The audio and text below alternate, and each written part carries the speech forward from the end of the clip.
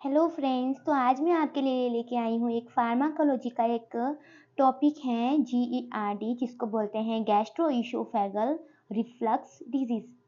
तो क्या होता है GERD? Then what is GERD? ये गैस्ट्रोइसोफेगल रिफ्लक्स डिजीज है क्या? सबसे पहले इस बारे में हम जान लेते हैं।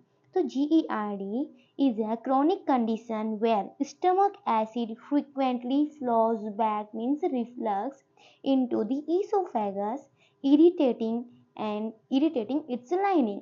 मैं आपको बताती हूँ इसे क्या बोल रहे हैं। जो GERD है उसमें ये एक क्रॉनिक कंडीशन होता है।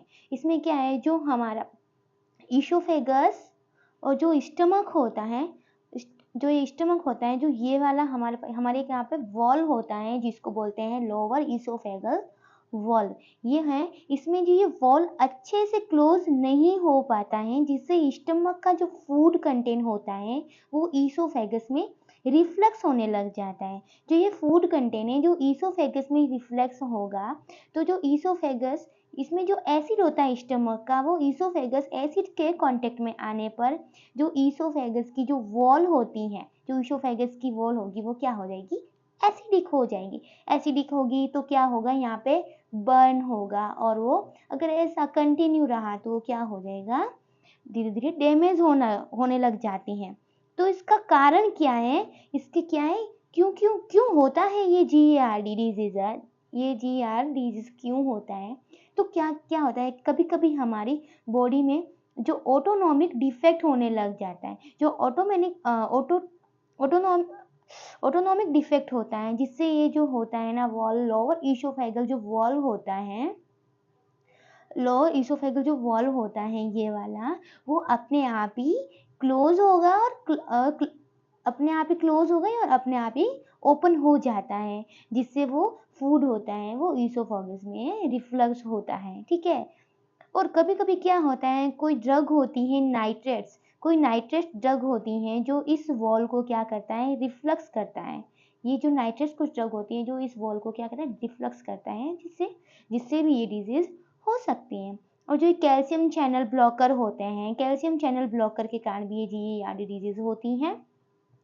और सम टाइम क्या है कि अच्छा खाना मिल जाए, शादी में जाते हैं, बहुत सारा खा लिया, घर आके ऐसी खट्टी खट्टी डकारे जैसा लग रहा है, मतलब खाना वापस रिफ्लक्स हो रहा है, बाहर आ रहा है, तो इस कारण भी ये हो सकता है। आई होप आपको समझ में आ गया होगा कि क्या होता है गैस्ट्रोइसोफेगल रिफ्लक्स डिजीज। तो चलते हैं, क्या है ये, पैथोफिजियोलॉजी। ये है caused by incompetent lower oesophageal sphincter. ये क्या होता है, ये एलिएस से क्या होता है, जिसमें हमारे जो it is a circular motion जो लोकेटेड होता है ईसोफेगस, जो स्टमक, ईसोफेगस और स्टमक का जो एक जंक्शन होता है, वहाँ पे क्या होगा, एक सर्कुलर मसल्स में, मतलब क्या होगा, प्रेशर आएगा, जिससे फूड वापस रिफ्लक्स होता है हमारे ईसोफेगस में। ठीक है ना। जो ये होता है एलिएस, इसका फुल फॉर्म ये है, हाँ, एलिएस का फुल फॉर्म होता है हमारा इसमें लोअर ईसोफेगल स्पिंक्टर। ठीक है, लोअर इसमें जो दिया हुआ है, ये सामने दिया हुआ है, इसमें जो ये लोअर हो जाते हैं, एक्चुअली नॉर्मल होता है, नॉर्मल ईसोफेगल स्पिंक्टर होता है, तब क्या होता है, वो टाइटर और क्लोज रहता है उसका ये वाल्व। जब ये लोअर हो जाता है, जिससे क्या होता है, फूड हमारे ईसोफेगस में रिफ्लक्स होने लग जाता है। Acidic content from the stomach enter the oesophagus. मैंने बोला ना, एसिडिक जो कंटेंट होता है वो ईसोफेगस में एंटर करता है और कोज करेगा heart burn, inflammation and possible oesophageal damage, और जितना हो सके वो ईसोफेगस को डैमेज कर देता है। तो इसके सिम्टम क्या हैं, देखो, हार्ट बर्न होगा, बर्निंग सेंसेशन इन चेस्ट, ऐसा लगेगा हमारी चेस्ट में ऐसा जलन जलन सा हो रहा है। और एक होता है रिगर्गिटेशन। रिगर्गिटेशन में क्या होता है, जो हमारा खाना होता है ना, वो वापस मतलब मतलब विदाउट वॉमिटिंग क्या होने लगता है, बाहर आने लगता है, समझे ना।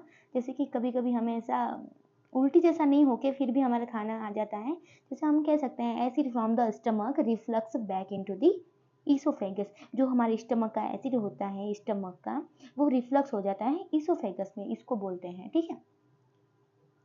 गरगिटेशन। और सो टेस्ट, जो देखो जो मुंह का टेस्ट रहेगा वो क्या रहेगा, खट्टा रहेगा।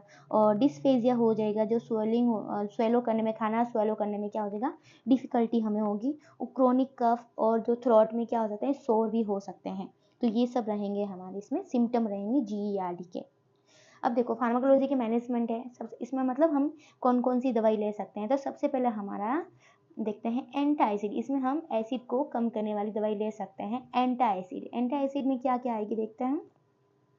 सबसे पहले एंटाएसिड है। एंटाएसिड का मैकेनिज्म क्या है, जो ये मैकेनिज्म, ये जो न्यूट्रलाइज कर देगी स्टमक के एसिड को। जो स्टमक का एसिड होगा उसको क्या कर देगा, न्यूट्रलाइज कर देगा, उसको नॉर्मल कर देगा, न्यूट्रलाइज कर देगा। एग्जाम्पल में क्या आएगा, मैग्नीशियम हाइड्रोक्साइड MgOH2, इसको मिल्क ऑफ मैग्नीशिया भी बोलते हैं, ठीक है। एल्यूमिनियम हाइड्रोक्साइड, एल्यूमिनियम हाइड्रोक्साइड भी काम आता है। कैल्शियम कार्बोनेट CaCO3, ये सब होते हैं।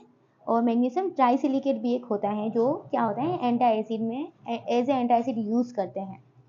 अब देखते हैं use, rapid relief of the mild system. आपके पास अगर माइल्ड सिम्टम है उस चीज के, GERD के, अगर माइल्ड है तो आप एंटाएसिड ले सकते हैं। और ये शॉर्ट एक्टिंग मेडिसिन है, ठीक है। तो एंटाएसिड हो गया, जिसमें आप ऐसे याद रख लो डायरेक्ट, MgOH का होल थ्राइज, CaCO3, ALOH का होल थ्राइज और मैग्नीशियम ट्राइसिलिकेट। अब सेकेंड वन है H2 रिसेप्टर एंटागोनिस्ट, जिसको बोलते हैं H2 ब्लॉकर। इनका मैकेनिज्म ऑफ एक्शन क्या है, ये क्या करते हैं, ब्लॉक हिस्टामिन H2 रिसेप्टर। जो H2 रिसेप्टर होते हैं उनको क्या कर देते हैं, ब्लॉक कर देते हैं ऑन गैस्ट्रिक पैराइटल सेल। जो हमारे स्टमक की जो अंदर की जो वॉल होती हैं उसको बोलते हैं पैराइटल वॉल्व। जिसमें पैराइटल सेल्स होती हैं, पैराइटल सेल्स को क्या, उसकी पैराइटल सेल के जो H2 रिसेप्टर होते हैं उनको ब्लॉक कर देते हैं, जिससे वो क्या करेंगे, एसिड का एसिड इसमें क्या बोलते हैं उसको, एसिड रिड्यूस कर देंगे, ठीक है ना। तो ये कौन से H2 ब्लॉकर हैं, जैसे देखो रेनिटिडीन, फैमोटिडीन, सिमेटिडीन, ये सब आते हैं इसमें हमारे H2 ब्लॉकर में। सारे टिडीन वाले आएंगे हमारे H2 ब्लॉकर में, ठीक है। और जबकि रेनिटिडीन तो कुछ कुछ कंट्री में विड्रॉ भी हो गई हैं। और ये देखो मैंने पहले बताया था ना, जो एंटी एसिड वो माइल्ड GERD में ले सकते हैं, जबकि ये H2 ब्लॉकर हैं, ये माइल्ड टू मॉडरेट GERD में यूज आप कर सकते हैं। ये था हमारा H2 ब्लॉकर।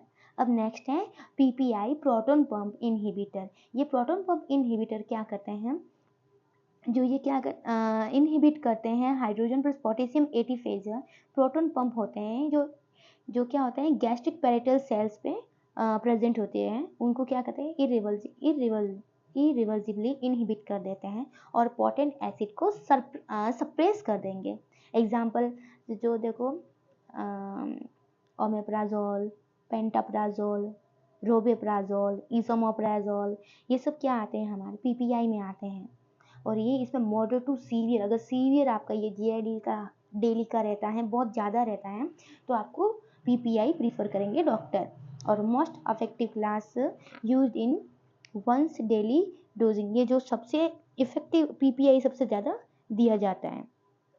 और लास्ट है शायद ये था prokinetic agent. Prokinetic agent increase gastro intestinal motility और इनहेंस करेंगे एलियस टोन को। जो हमारी गैस्ट्रो इंटेस्टाइनल जो मोटिलिटी होती है, खाने को जल्दी पचाएंगे और तो इसको जो मोटिलिटी होती है उसको क्या इंक्रीज कर देंगे। और जो ये होता है एलियस टोन को क्या कर देंगे, इनहेंस कर देंगे। एग्जाम्पल में आएगा मेटोक्लोप्रामाइड एंड डोम्पेरिडोन, ये दो आएंगे हमारे इसमें प्रोकाइनेटिक ड्रग में। जिसमें एक और इसमें ये भी, हम इसमें ये भी आता है वैसे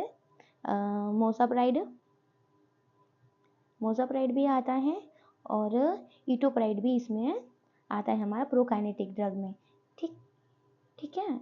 ये हमारा प्रोकाइनेटिक ड्रग। और ये क्या होता है कि जो GIT सिस्टम में जो एसिटाइल कोलिन का जो रिलीज बढ़ाती है, ये क्या करते हैं, जो GIT होता है वो GIT सिस्टम में एसिटाइल कोलिन का रिलीज बढ़ाएगी, जिससे स्टमक की वॉल कॉन्ट्रैक्ट होगी। ये जिससे स्टमक की क्या होगी, वॉल कॉन्ट्रैक्ट होगी और गैस्ट्रिक कंटेंट इंस्टेटाइन में चला जाएगा। और जो भी गैस्ट्रिक कंटेंट होगा वो वॉल कॉन्ट्रैक्ट होने से सारा उसमें क्या, किस में चली जाएगी, इंटेस्टाइन में ये खाना चला जाएगा।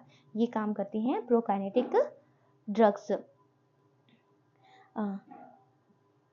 अब नेक्स्ट है एल्जिनेट। अब बताओ ये एल्जिनेट के इफेक्ट नंबर ये क्या करती हैं? जो एल्जिनेट है form a foam barrier on a top of stomach content to prevent reflux. सबसे पहले मैं ये बता दे, चलो छोड़ो ये छोड़ो, बाद में बताती हूँ। एग्जाम्पल देते हैं गैविस्कॉन। ये होता है सोडियम एल्जिनेट और एंटासिड का कॉम्बिनेशन होता है गैविशन, और यूज होता है सिम्पेटोमेटिक रिलीफ में।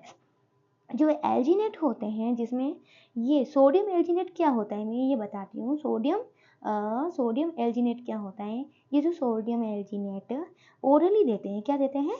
ओरली देते हैं। और ओरली देने पर क्या होगा, जो हमारा जब खाना डाइजेशन के टाइम क्या करेगा? 3D रोटेशन करेगा। जो खाना हमारे जो स्टमक है वो 3D रोटेशन करेगा। और एक ये क्या है? गमी सब्सटेंस है। ये क्या? गमी सब्सटेंस है। और गमी सब्सटेंस होने से हमारे जो स्टमक की वॉल पे क्या करेगा? एक लेयर बना देता है। जो ये खाना जब हमारे इसमें क्या करता है? 3D रोटेशन करता है तो इसकी वॉल पर कम स्प्रेड होगा। ठीक है, स्प्रेड खाना जो होता है चारों तरफ की स्प्रेड को कम कर देता है sodium alginate. Drug side effect, हाँ, जो इनके क्या साइड इफेक्ट्स भी होते हैं। अगर पीपीआई लेते हैं, प्रोटॉन पंप इनहिबिटर, अगर लॉन्ग टर्म यूज हो रहा है तो विटामिन B12 की डेफिशिएंसी हो जाएगी। ठीक है, जिसमें हाइपोमैग्नीसिया और ऑस्टियोपोरोसिस का रिस्क रहता है। बहुत ही इंपॉर्टेंट है ये। अगर H2 ब्लॉकर ले रहे हैं, सिमेटिडीन वगैरह, फॉर्मेटिडीन। H2 ब्लॉकर में कौन कौन से आते हैं? सिमेटिडीन, रेनिटिडीन और फैमेटिडीन। इसमें सिमेटिडीन, इसमें क्या है? गायनेकोमेस्टिया हो जाता है। और ड्रग इंटरेक्शन CYP450 इनहिबिटर हो जाता है शायद। यस।